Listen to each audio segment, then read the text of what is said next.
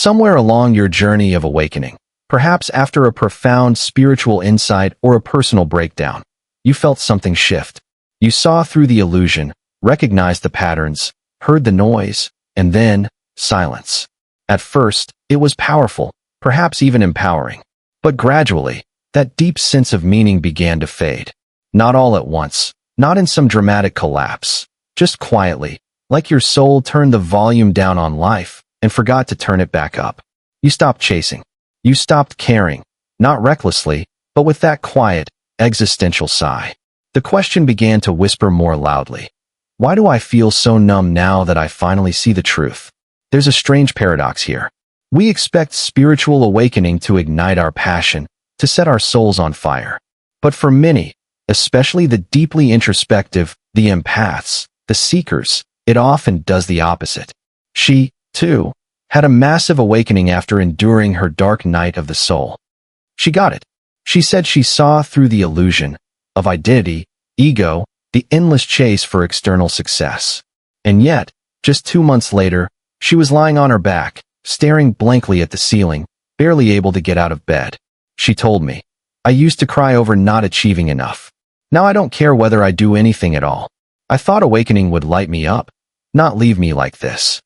Carl Jung, the father of analytical psychology, hinted at this post-awakening fog long ago.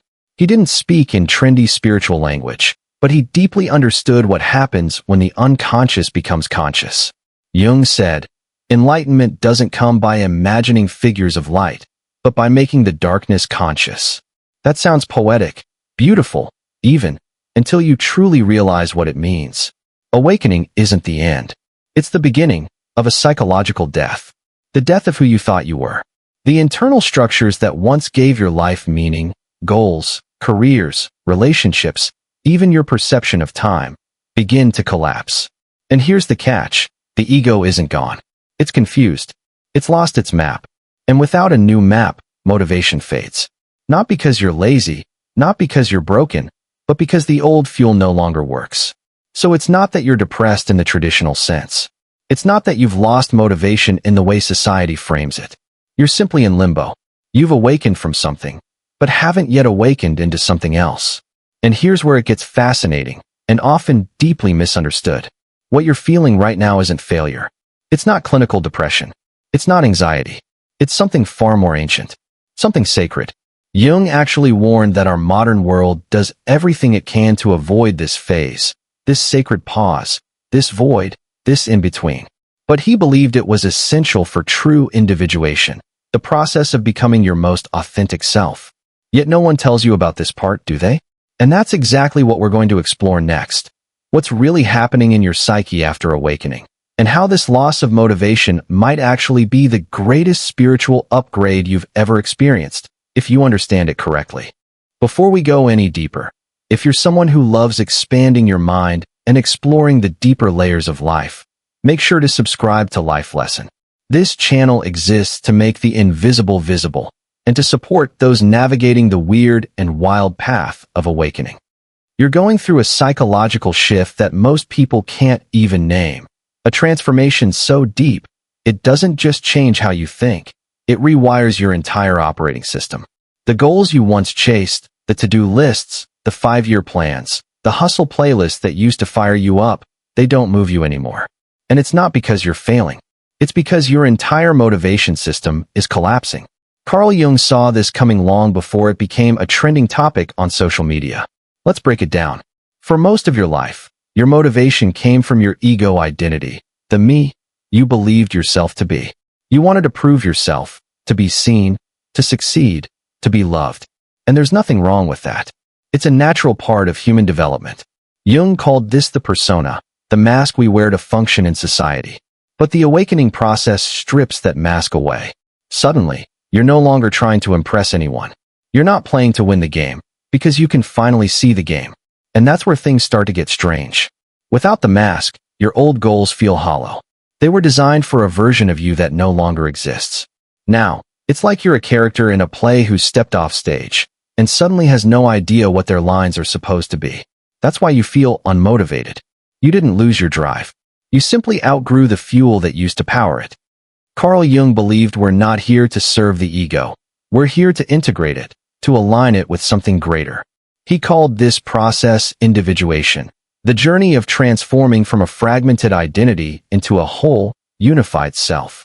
Not the small self that craves praise or validation, but the deeper self, the transcendent, soul-level center within you that is connected to everything. This deeper self doesn't care about status, approval, or even clarity. It's not here to perform. It's here to express truth. So when awakening happens, your psyche begins to recalibrate. It starts rejecting anything that feels fake, forced, or ego-driven. That includes jobs, relationships, ambitions, and even your lovingly curated 2021 dream board. That's why awakening can feel both liberating and deeply disorienting at the same time. But Jung offered a warning. If we stop here, we get stuck. Some people awaken and then fall into the trap of spiritual bypassing. They convince themselves that nothing matters, that it's all just illusion. So they detach. They float. They numb out. They confuse detachment with disengagement. But the true self, the deeper, unified self, wants something else entirely. It wants to live through you. It wants to bring heaven into this human body. It doesn't reject the world. It redefines your role within it. But in order to step into that new role, you have to pass through a strange middle phase that Jung described with uncanny precision. Yet few people even recognize it when they're in it. There's a phase after awakening that almost no one talks about. It's not glamorous, and it doesn't rack up thousands of likes. It doesn't look like meditating in Bali or posting profound Instagram quotes under sunsets. It looks like this, sitting in silence, unable to explain what's happening inside you, while the rest of the world races by as if nothing changed. Carl Jung would say you're not lost. You're in between. You've disidentified from the ego, but you haven't yet discovered how to live from the self. And this space? It's not failure. It's a rite of passage. But in a hyperproductive culture, stillness is often misdiagnosed as laziness. A pause gets mistaken for paralysis. And so, you begin to judge yourself. But that self-judgment is exactly what blocks the energy your soul is trying to call back. Jung had a name for this psychological pause. He called it enantiodromia, the phenomenon where something turns into its opposite. When you awaken, your inner pendulum naturally swings, from ego-driven striving to soul-level stillness. You move from, I must do everything, to why do anything at all? And that swing is sacred. It's how balance begins to restore itself. In mythology and ancient spiritual teachings, this is known as the hermit phase, the symbolic death before rebirth. It's the moment the caterpillar dissolves into soup inside the cocoon. Not yet a butterfly, no longer a bug, just becoming, just goo. And yes, goo doesn't get things done. It doesn't hustle. It dissolves. This is the point where the ego begins to panic. It craves action, identity, direction. It wants to know what's next. But the self is whispering something quieter. Let go. I'm building something deeper. This is also where most modern spirituality skips over the hard stuff. It teaches follow your joy, or high vibes only. And while intention and energy absolutely matter, Carl Jung would tell you, if you skip the darkness, you also skip the gold. Jung believed that shadow integration, facing the repressed, uncomfortable parts of yourself, is essential for becoming whole. Not optional. Not extra credit. It's the core curriculum of being a human soul. This sacred nothingness you feel. It's not failure. It's where the unconscious finally has space to rise. You're not falling apart. You're metabolizing. And your psyche is incredibly wise. It will stall your motivation, your ambition, even your access to clarity, not as punishment, but to force you to feel, to witness, and to reclaim what you've buried. That's the real work. And here's the beautiful twist. When you stop resisting the void, something subtle begins to happen. Motivation starts to return, but it feels different this time. It's no longer anxious. It's not performative. It doesn't come from fear or hustle. It comes from something older, quieter, a kind of soul-led movement that feels less like striving and more like remembering. Jung called this the emergence of the self, not as a concept, but as a living, inner compass. You've walked through the void. You've sat in the silence, the stillness, the long pause. And now, something new is beginning to stir inside you. Not like a lightning bolt. Not fireworks. More like a quiet pull from within, not pulling you back to your old life, but nudging you to build a new one. This is where the self begins to speak, not in words, but in nudges, in resonance, in what Carl Jung called the symbolic life. He believed that once the ego surrenders and the unconscious is integrated, we gain the ability to live from a place deeper than personality. That's when life stops being about survival and begins to be about meaning. And here's an unexpected truth. It's often beautifully ordinary. Because when the self leads, you don't hustle, you respond. You're no longer motivated by fear of missing out. You're guided by what feels aligned. You don't chase clarity. You recognize it when it quietly arrives. Living from the self doesn't mean you'll always feel motivated in the traditional sense.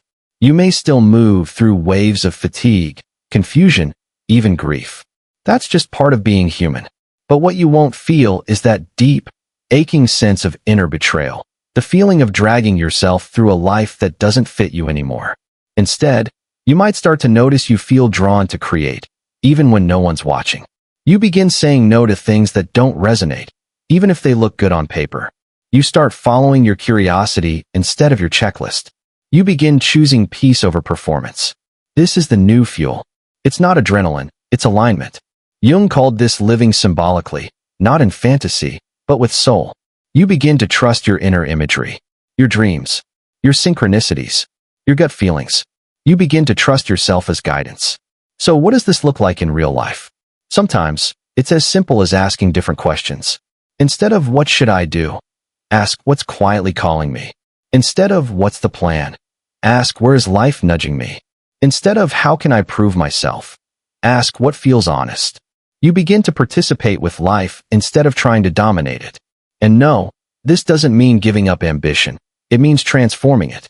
Ambition becomes devotion to truth, to presence, to growth. And the irony? That kind of energy gets things done far more effectively than ego ever could. But now it's sustainable. Now it's soul-powered. This is the self's motivation, not to impress, but to express. And it often leads you to create, serve, teach, heal, or build, not because you should, but because your entire being says yes. So if you've been feeling like your spark is gone after awakening, maybe it's not gone.